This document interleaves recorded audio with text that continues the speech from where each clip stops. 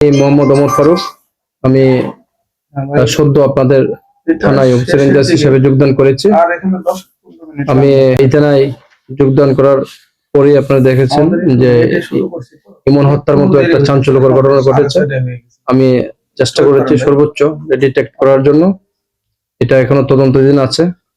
আমি আপনাদেরকে প্রিয় বিয়ানীবাজারবাসীকে আমি এটুকু আশ্বস্ত করতে চাই যে আপনারা আপনাদের আইনগত সেবা নিতে থানায় আসবেন এবং আসলে সরাসরি কোনো মাধ্যম ছাড়াই আমার সঙ্গে যোগাযোগ করতে পারবেন এবং থানার যে সার্ভিসগুলো আপনারা নেবেন যেমন পুলিশ ক্লিয়ারেন্স, জিডি মামলা বা অন্যান্য যে সার্ভিস নিতে আসবেন সরাসরি আমার দরজায় প্রবেশ করে সরাসরি আমার সঙ্গে যোগাযোগ করে নিতে পারবেন। এই ক্ষেত্রে কোনো মাধ্যম লাগবে না।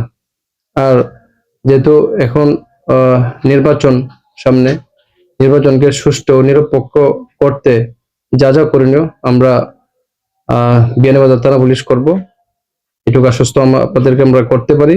আর আপনারা আমি অবগত আছি যে বিয়ানীবাজারে শীতকালে ডাকাতি হওয়ার একটা সম্ভাবনা থাকে। সেই ক্ষেত্রে ডাকাতি রোধ করার জন্য যা যা করণীয় আমি সেভাবে প্ল্যান করব।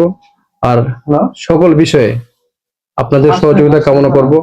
যদি আপনাদের কারো কাছে কোনো তথ্য উপাত্ত থাকে আমাদের সাথে শেয়ার করবেন। আপনাদের একটা তথ্য পাত্রই আমাকে অনেক সহযোগিতা করবে এবং একটা তথ্যের মাধ্যমেই আমরা অনেক দূর এগিয়ে যেতে পারবো।